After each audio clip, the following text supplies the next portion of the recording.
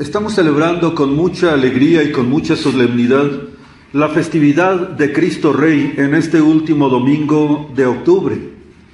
Junto con ello estamos celebrando, y muchas felicidades, a la adoración nocturna mexicana, nuestra sección llamada de Cristo Rey, cuyo aniversario es el día de hoy. Estos señores y señoras, jóvenes y jovencitas e inclusive niños, que vienen una vez al mes durante toda la noche a adorar al Santísimo Sacramento expuesto en la Sagrada Custodia, para contrarrestar los pecados del mundo, para pedirle a Dios perdón y misericordia por las almas que estamos aquí luchando en este valle de lágrimas. Ganan muchas indulgencias, ganan muchos méritos para alcanzar el cielo, y por ello felicidades a todos los adoradores nocturnos en este hermoso día que es su aniversario. Por otro lado, tenemos que felicitar a Frater Germán, que decidió entregarse completamente a Dios en la Santa Iglesia Católica, recibiendo esta primera orden del hostiariado, el cual le da la facultad de darle la entrada a los fieles que verdaderamente vengan a adorar a Dios en la iglesia, y a cerrarle las puertas y correr inclusive a aquellos herejes, a aquellas personas que no quieren entrar a la iglesia para amar a Dios, sino para cualquier otro motivo, para hacer daño. Él es el portero de la iglesia, pero no por ser portero es una baja dignidad, al contrario. El bienaventurado San Pedro es el portero del cielo. Él es el que deja entrar o no deja entrar a las personas en el cielo, pues es una imagen, el hostiario aquí en la tierra, del bienaventurado Pedro, el primer papa de la Iglesia Católica. Así es que en esta fiesta de Cristo Rey, la epístola está tomada de San Pablo Apóstol a los Colosenses y nos dice: hermanos, gracias damos a Dios Padre, que nos ha hecho dignos de participar en la herencia de los santos, en la luz que nos ha arrebatado del poder de las tinieblas y nos ha trasladado al reino de su Hijo muy amado, en quien por su sangre tenemos la redención, la remisión de los pecados.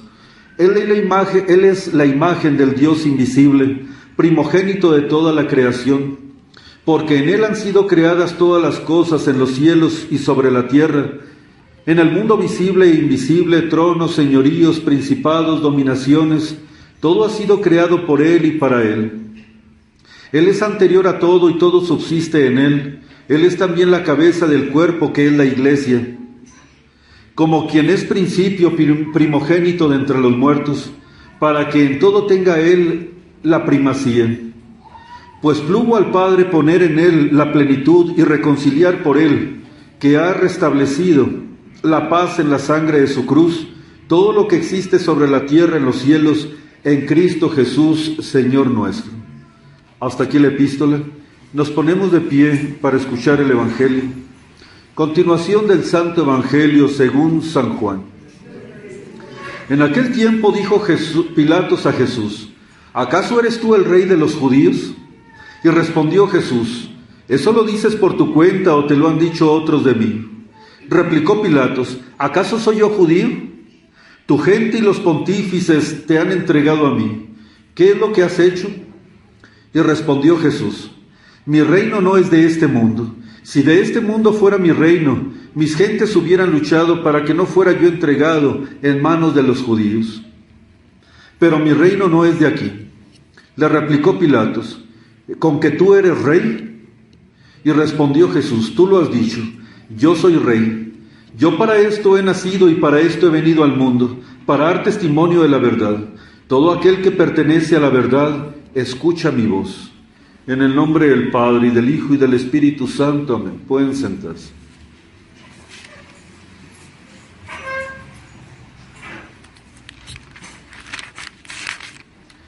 Eran tiempos muy tremendos los que vivía la Santa Iglesia Católica al entrar en la edad contemporánea.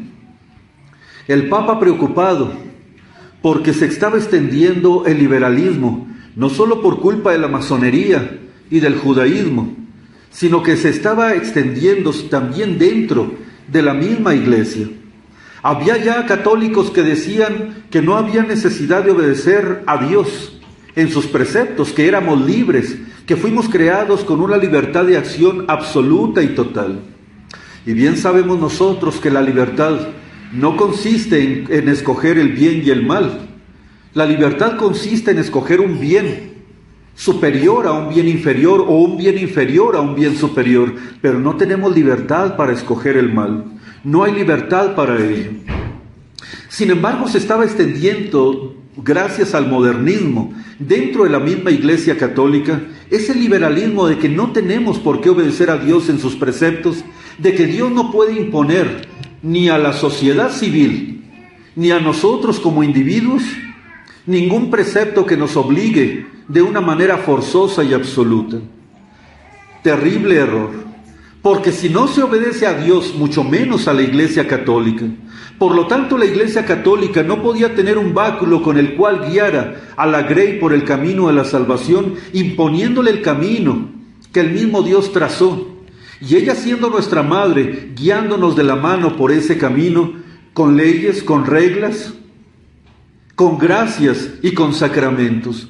No, la Iglesia no tenía ese poder, ni Dios tampoco, decían los liberales católicos, que prácticamente ya no eran católicos. Preocupado ante ello, el sumo pontífice decidió reivindicar la realeza de nuestro Señor Jesucristo y su título de Rey sobre todas las naciones. Y desde entonces instituyó la fiesta de Cristo Rey, que ha de celebrarse todos los años el último domingo de octubre, cuando se está acabando ya el año eclesiástico.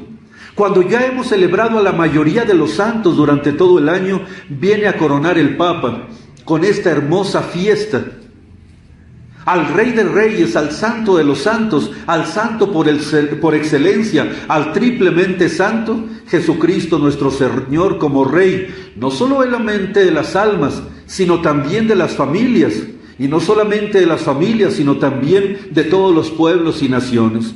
Cristo es Rey, y Él se quedó callado mientras predicaba el Evangelio, para que no lo fueran a confundir como los reyes de la tierra, que necesitan de un trono, que necesitan de un cetro, que necesitan de una corona, para poder saber que, por parte nuestra, que son reyes. Jesucristo no quiso que se le proclamara rey, porque los judíos tenían una idea tan materialista y ramplona acerca de lo que era la dignidad que había de tener el Mesías prometido aquí en la tierra. Sojuzgados por el pueblo romano, los judíos suspiraban la libertad de la esclavitud por parte de los romanos y de los tributos que habían de pagar. Todos los pueblos los habían maltratado y querían salir adelante y creían que el Mesías había de darles un reino material lleno de armas, lleno de riqueza, lleno de poder aquí en la tierra, y el Mesías no había de venir para eso. En ningún lado de la Escritura se había leído que el Mesías prometido había de venir para darles poder a los judíos, por lo menos un poder material, no, sino un poder espiritual, sobre la vida y sobre la muerte, porque los cristianos, los católicos, sobrepasamos la muerte, porque la muerte quedó vencida con la resurrección del Señor. El poder sí, sobre el demonio también, porque el poder del demonio quedó vencido con la fuerza de nuestro Señor Jesucristo allá en el desierto, cuando nos enseñó a luchar como Él luchó, y con la gracia misma del divino Redentor contra esta alimaña que es el demonio. Nos vino a enseñar cómo salir adelante de este tercer enemigo que es nuestro propio cuerpo, con sus malas inclinaciones, enseñándonos la virtud de la pureza, la virtud de la humildad, la virtud de la caridad, que nos hace a nosotros un poquito más elevados que los ángeles. Porque ¿a cuál de los ángeles le dijo Dios algún día que había de morir por él? ¿Por cuál ángel, pregunto yo, le dio Dios el poder de su sangre? ¿A cuál ángel le dio Dios el poder de recibirlo en su cuerpo y en su sangre para alimento de su existencia? Ni siquiera a los ángeles les dio este poder. Solamente se los dio a los seres humanos, a nosotros, sus hijos predilectos, y nos enseñó a nosotros la grandiosidad de lo que es la belleza del ser humano. Por eso, queridos fieles, hoy estamos celebrando a Cristo Rey, pero no es un título honorífico, no es un título impuesto a nuestro Señor Jesucristo. ¿Cómo se hace un rey? Un rey se hace porque crea algo nuevo, un reino nuevo, una sociedad nueva. Y Jesucristo, con su vida, con su sangre, con sus enseñanzas, creó la Iglesia Católica, brotada de su costado. Y por eso Él es el Rey de todos los que se han de salvar, y también de todos aquellos que deberían de salvarse, pero que no se han de salvar, que por culpa propia se irán al infierno. Así es que es Rey de los buenos y de los malos, porque Él creó este mundo. Él, al igual que el Padre y el Espíritu Santo, crearon el mundo. En segundo lugar, se es Rey por conquista.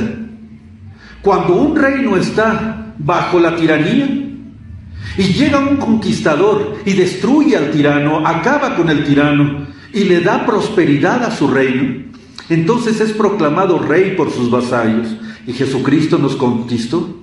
Sí, éramos nosotros esclavos del tirano demonio, el cual se posesionaba de nuestros cuerpos, de nuestra existencia, hacía que ofendiéramos a Dios y que nos fuéramos al infierno. Y Jesucristo vino y lo destituyó, reconquistando, no solamente por creación, sino por redención, nuestras almas, para ser de Él, para Él y existir en Él. Así es que Jesucristo tiene un doble título: nuestra creación como Rey y nuestra redención, nuestro conquistador, nuestro Salvador, el que nos libró de las ataduras, de las cadenas del pecado y del demonio.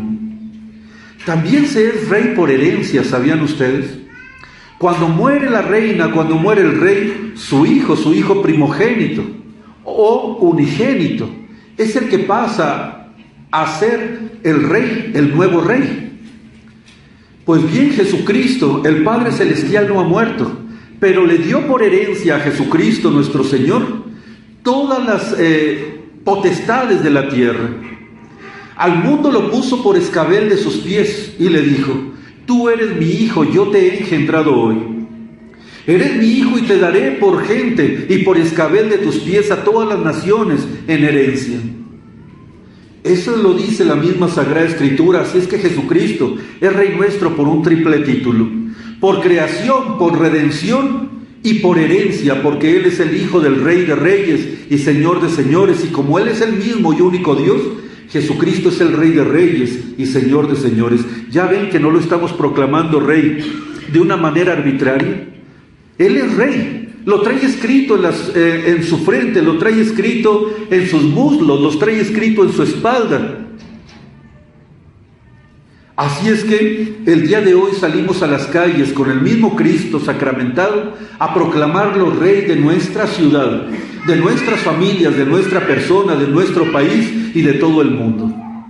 Es una fecha honorable, queridos fieles, porque nosotros, sus vasallos, reconocemos a Cristo y con ello ganamos un mérito tremendo, porque servir a Dios es reinar.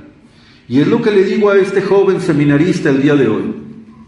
Lo acabamos de ordenar hostiario para que permanezca en la Iglesia Católica y aprenda a ser vasallo de Cristo Rey, verdaderamente siervo de Cristo Rey, y sirviéndolo a Él los años que le permita Dios vivir hasta que dé el último suspiro de su vida, haga que el reino de Cristo se extienda por toda la tierra.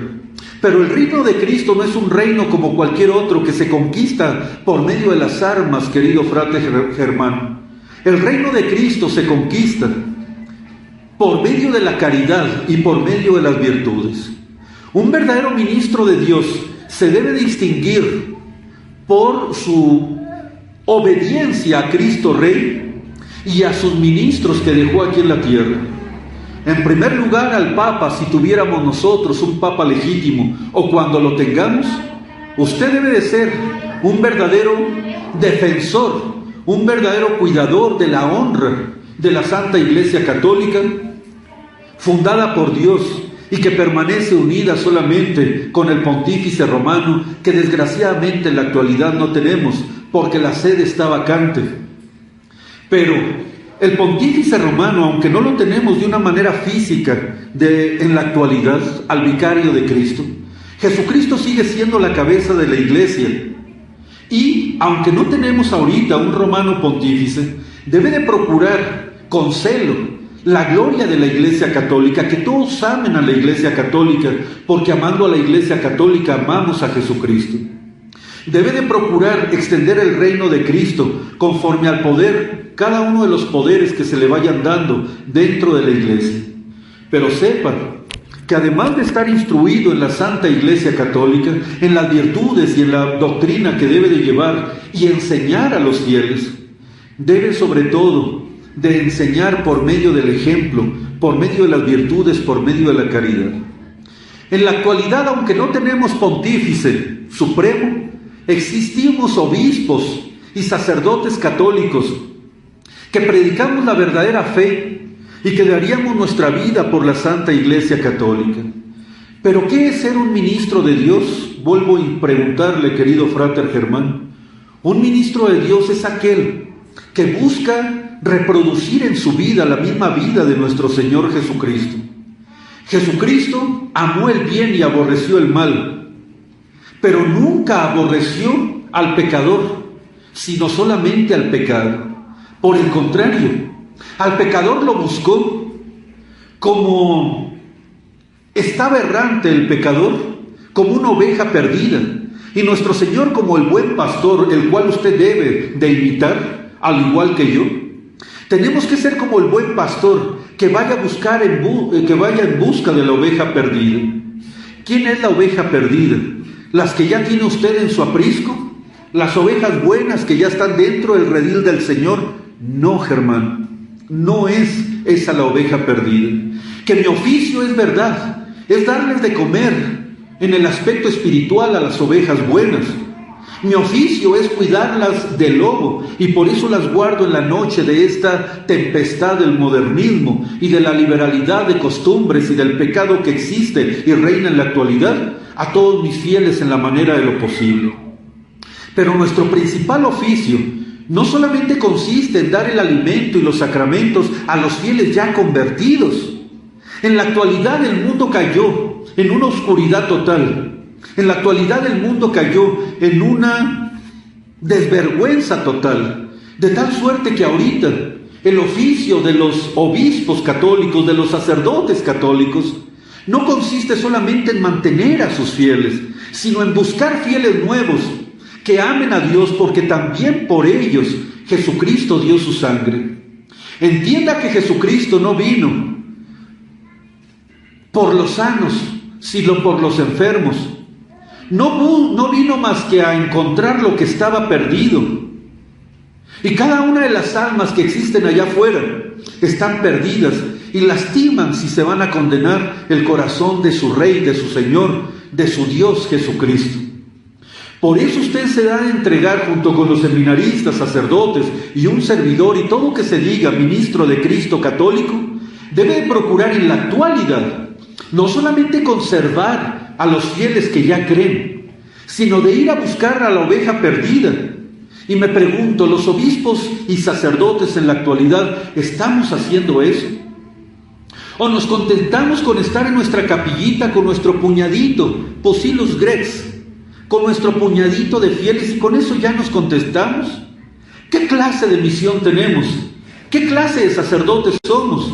¿Qué clase de obispos somos cuando nada más nos contentamos y vivimos en nuestra etapa de confort, dentro de nuestra capilla, dentro de nuestra iglesia, con unos fieles que son respetuosísimos, Germán?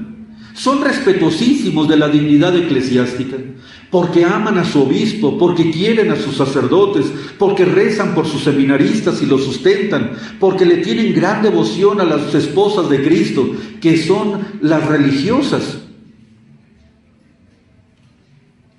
En ese confort viven y vivimos los obispos en la actualidad, sin caer en cuenta de que la caridad nos surge, caritas surget nos.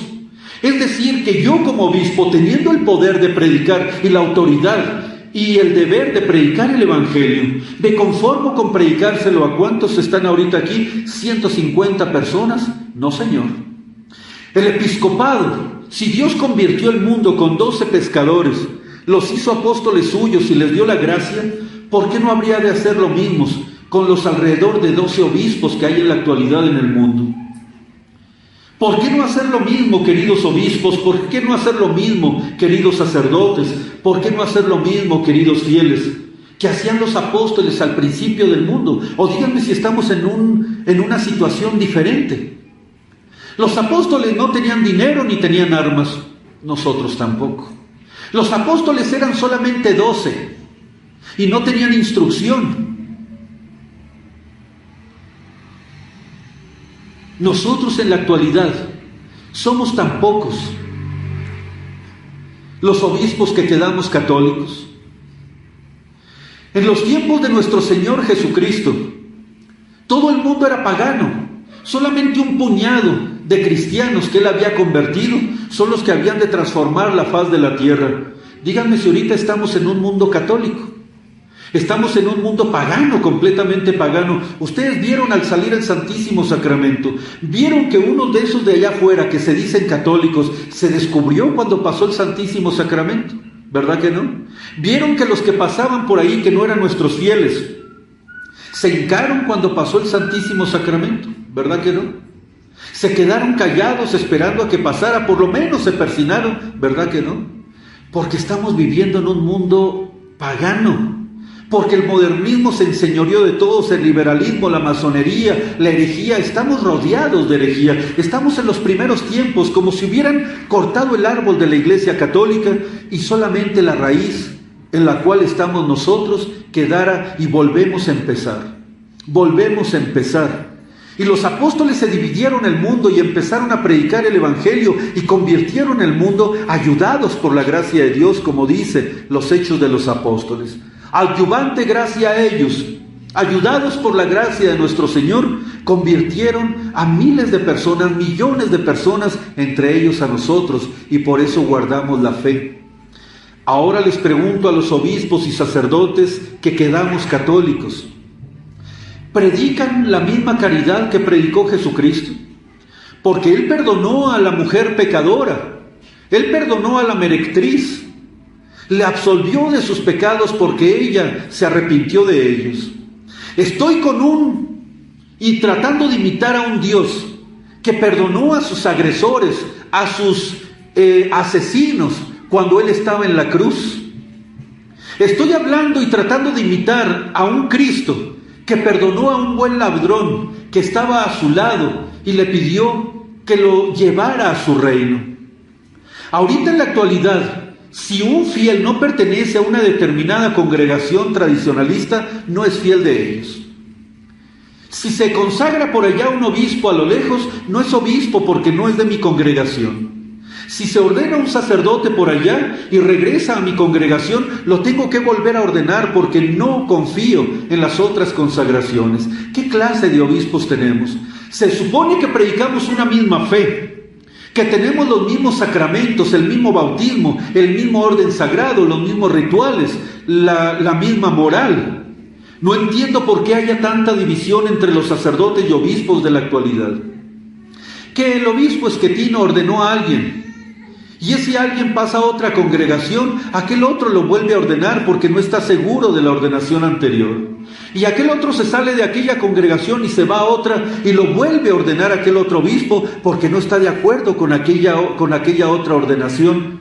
Y la pregunta es, todos venimos de dos obispos, los obispos que quedamos en la actualidad, o de Monseñor Marcel Lefebvre, o de Monseñor Pedro Martín Godin-Tuck. Ambos obispos válidos, ambos obispos católicos en un principio. De ahí venimos todos y ambos eran arzobispos.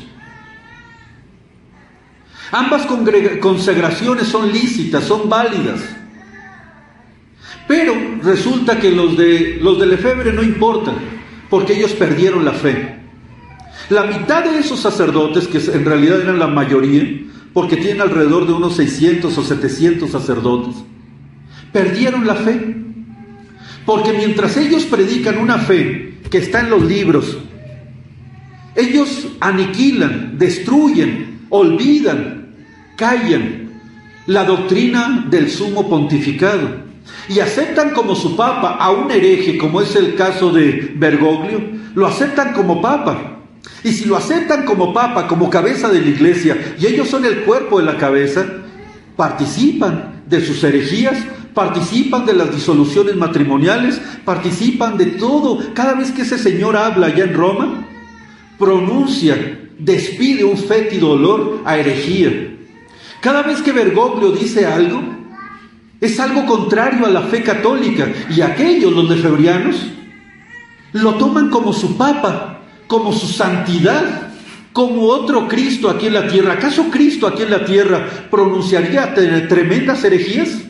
¿Acaso Cristo aquí en la tierra, el vicario de Cristo aquí en la tierra, un verdadero papa, destruiría desde adentro, desde su misma esencia, a la propia iglesia, a su esposa que es santa e inmaculada, sin arruga y sin mancha alguna? Y ese señor que se pronunció a sí mismo papa, siendo un hereje, siendo un masón, siendo un judío, y pronunciando, prorrumpiendo, vomitando cada vez que abre la boca herejías contra la iglesia católica, ¿ese es el otro Cristo aquí en la tierra? ¿Ese es el que tiene la potestad de Pedro apóstol, el cual recibió las llaves y la confirmación en la fe para confirmar a sus hermanos? O los otros obispos, inclusive modernistas, vean ustedes, inclusive los obispos modernistas se oponen a Bergoglio. Y los lefebristas, cobardes, porque son unos traidores a la fe católica, por miedo a quedarse solos como lo estamos nosotros, que es preferible quedarse solo y sin fieles a fallar en la fe católica. Ellos, porque no se les vayan sus fieles, por continuar un matrimonio adúltero con la Roma pagana, andan lamiéndole los pies a Bergoglio, pidiéndoles, rogándoles que les perdone, que hagan un contubernio. ¿Cómo se puede juntar el agua con el aceite? ¿Cómo se puede juntar el blanco con el negro? ¿Cómo se puede juntar el pecado con la virtud? Si Bergoglio es no solamente hereje, sino heresiarca, porque es la cabeza de una nueva iglesia montiniana, de una nueva iglesia que no es la católica, ¿cómo nosotros los católicos, o si se dijeran católicos los lefebvrianos, le ruegan a un hereje que les perdone y les absuelva de una excomunión que en verdad no fue lícita, no funcionó, no estaban excomulgados? ¿Por qué tenían que pedirle que les diera de baja la excomunión a un falso papa como Benedicto XVI? ¿Por qué le están rogando un hereje los que son los hijos de Dios? Entonces los lefebristas no me importan, porque ellos no son católicos, porque para ser católico no solamente se requiere tener sacramentos válidos, sino que además se requiere conservar la fe y permanecer contrario a la herejía, y la iglesia modernista es una hereje. Los que me importan son los descendientes de Monseñor Tuc, de la cual línea venimos nosotros. El problema de estos descendientes de Monseñor Tuc es de que el demonio se ha metido entre ellos, y recuerdan muy bien la doctrina, porque ¿saben qué? Se la aprenden perfectamente. Hay unos excelentes teólogos allá en Estados Unidos con los descendientes de Monseñor Tuc. Hay unos excelentes teólogos aquí en México de las varias congregaciones que descienden de Monseñor Tuc. Pero lo que se les ha olvidado a los descendientes de Monseñor Tuc es que nuestro Señor Jesucristo dijo: en esto, no en cualquier otra cosa, sino solamente en esto, reconocerán que son mis discípulos, que están dentro de mi reino, en que se amen los unos a los otros. Aquellos obispos de Estados Unidos se creen los únicos. Aquí hay una congregación en México, que es la que más grande es, que se cree la única, sin reconocer en nosotros, en los demás, que somos verdaderamente católicos hasta la médula de los huesos, y que nosotros buscamos la unidad inclusive con ellos. Si ellos aceptaran toda la doctrina católica, como de hecho la aceptan, y aceptaran que tenemos nosotros que luchar por la unidad de la iglesia, si ellos no aceptan que la iglesia tiene que ser una, con un solo principio, con unos solos sacramentos, con una sola doctrina, una sola moral y un solo gobierno, entonces no son católicos. Ellos tienen que aceptar la unidad de la Iglesia, y si se dicen católicos, tienen que buscar a los que ellos creen que es la oveja perdida. ¿Seré yo la oveja perdida? Tal vez sí por mis pecados, tal vez sí porque a lo mejor no soy lo santo que Dios espera de mí. Pero aun cuando yo fuera el peor pecador del mundo, ellos como obispos, que se creen los únicos, que se creen los puros, que se creen los directos, en línea directa de Monseñor Tuc, deberían de buscar a nosotros, a las ovejas perdidas, para unirnos y formar un solo rebaño con un solo pastor. Así lo dijo Jesucristo: te rezo, Padre, para que ellos sean uno, como tú y yo somos uno.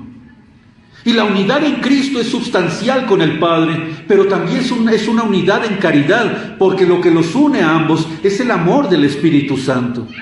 La unión que debe de haber aquí en la tierra entre los obispos y sacerdotes que se digan católicos es una unión de caridad. ¿Aquel me considera pecador? Venga y absuélvame de mis pecados. Pregúnteme si estoy arrepentido y le diré con lágrimas en los ojos: estoy arrepentidísimo de mis pecados. Y espero de usted, que es obispo, que me dé la absolución de ellos. Yo considero que alguno de ellos es pecador, le tengo que hablar y decirle: oiga, estoy dispuesto a unirme con usted, perdonando sus pecados, restaurando sus sacramentos, para que todos seamos uno y no haya dudas entre unos y otros. Entonces la caridad, lo que se les ha olvidado a los obispos de la descendencia de Monseñor Tuc, es que se sabe la teología perfectamente, pero no la aplican, pero no la aplicamos, porque ellos tienen muchos fieles, pero hay muchos otros que están afuera. Busque a los sacerdotes que se dicen católicos. Si tienen algún problema, restaure esos problemas. Va allá un obispo que se dice católico, voy a ver si es verdaderamente obispo. Cumple con todo, atiende a sus fieles, celebra la misa, reza el oficio divino, es dignamente, o por lo menos no es indigno de ser obispo. Voy a ir y restaurar sus sacramentos para que continúe predicando el Evangelio de Dios. Esa es la manera como debe de actuar un obispo en la actualidad, recuperando el reino de Cristo, para que Cristo reine en una sola iglesia, no en diferentes iglesitas como congregaciones dispersas, sino en una sola iglesia, y a esa sola iglesia, que sea su esposa, le dé toda la fortaleza para poder vencer al mal y salir adelante en este valle de lágrimas, en esta apostasía universal, para que Cristo reine no solamente en el cielo, sino también en nuestra sociedad civil. Queridos fieles, recen por los sacerdotes de Lefebvre, para que se conviertan y entiendan que aquel señor no es un legítimo papa. Son tan buenos esos sacerdotes que si se apartaran de la Roma pagana, que si se apartaran de la Roma herética y modernista, se convertirían de nuevo en católicos y le darían tanta gloria a Dios. Pero mientras manchen su misa con la herejía, pidiendo en la misma misa por un hereje, entonces jamás van a ser católicos. Recen por los obispos de la línea de Monseñor Tuc, que son buenos teólogos y siguen la línea correcta en cuanto a la doctrina católica, pero se han olvidado de lo principal, que es: misericordia quiero y no sacrificio. Allá el obispo de Estados Unidos, el obispo de acá de Chihuahua, el obispo de acá que se dicen católicos tradicionales, celebran sus sacrificios de la misa, pero no escuchan la palabra de Cristo, que dicen: misericordia quiero y no sacrificio. Si tienes algo en contra de tu hermano y vas al altar a presentar una ofrenda, y recuerda que tienes algo en contra de tu hermano, ¿qué dice el Evangelio? Deja ahí tu ofrenda, no me interesa, no la quiero. Primero ve y reconcíliate con tu hermano, luego bien y me ofrecerás tu sacrificio. Obispos católicos del mundo ofrecen el santo sacrificio de la misa y se ufanan de que es el verdadero sacrificio, que es la verdadera misa, que es la misa tradicional. Déjenla por un ratito y vayan y busquen y entiendan y aprendan lo que significa misericordia quiero y no sacrificio. Vayan y busquen a todos los sacerdotes y obispos que se dicen católicos y establezcan entre ellos una unidad en la verdad y en la caridad, para que se forme un solo rebaño bajo un solo pastor, una sola iglesia, como ha sido la túnica no rasgada de Jesucristo nuestro Señor. para que se forme la única esposa, y no adulterinas que andan por ahí, la única esposa de Jesucristo, que es la Iglesia Católica, que vive en la unidad. Rueguen, queridos fieles, a Cristo Rey el día de hoy, porque haya muchos obispos que entiendan lo que es la caridad y lo que es la unidad de la Iglesia Católica, para que algún día formemos, como les dije, un solo rebaño bajo un solo pastor, que ese es el deseo de Cristo. No solamente es mi deseo, que créanmelo, me lastima tanto saber que hay otros obispos, compañeros míos, que no nos aceptan y que no se aceptan entre ellos también. Cada obispo es como una iglesita diferente, como una iglesita distinta, y eso lastima el corazón de los que somos verdaderamente católicos. Me duele el corazón de saber que hay un obispo en Chihuahua, que hay un obispo en Omaha, Nebraska, que hay un obispo en Guadalajara, que hay un obispo, que habemos 2 obispos aquí porque nos está visitando Monseñor Argueta, que hay otro obispo allá en Brasil, que hay otro obispo allá en España, que hay otros obispos, que pudiéramos estar unidos ahorita en concilio y ver para dónde va la Iglesia Católica, cómo podemos destruir la herejía, cómo podremos salvar más almas. ¿Y saben qué? No se quieren juntar, no se quieren juntar, y eso lastima el alma, lastima el corazón, porque andamos como viejas chismosas de lavadero, golpeándonos los unos a los otros en vez de formar el verdadero deseo y completar el deseo de Cristo Rey aquí en la tierra. Recen por la Iglesia, recen por los ministros, recen por nuestros seminaristas, para que algún día logren ser sacerdotes y, ¿por qué no?, obispos de la Iglesia Católica. Y les mando tanto a mis sacerdotes como a mis seminaristas y a mis religiosas y a mis fieles, les mando, bajo el poder de esta autoridad y de este báculo, que nunca, nunca se separen de un verdadero católico. Así sea pecador, rueguen por él, ayúdenlo a levantarse. No amen el pecado, pero sí amen al pecador, no por pecador, sino para convertirlo a la fe. Jamás puedo oír yo ni a uno de mis sacerdotes, ni a uno de mis seminaristas, ni a una de mis religiosas decir, ese es de otra congregación. Todas las congregaciones verdaderamente católicas, tradicionales, sedevacantistas en la actualidad, tienen entrada en esta iglesia. Así nos amen o no nos amen, así nos quieran o no nos quieran, todo sacerdote verdaderamente ordenado y que permanezca en la doctrina fiel de la Iglesia Católica tiene entrada en este altar, en esta iglesia, en este corazón de obispo católico.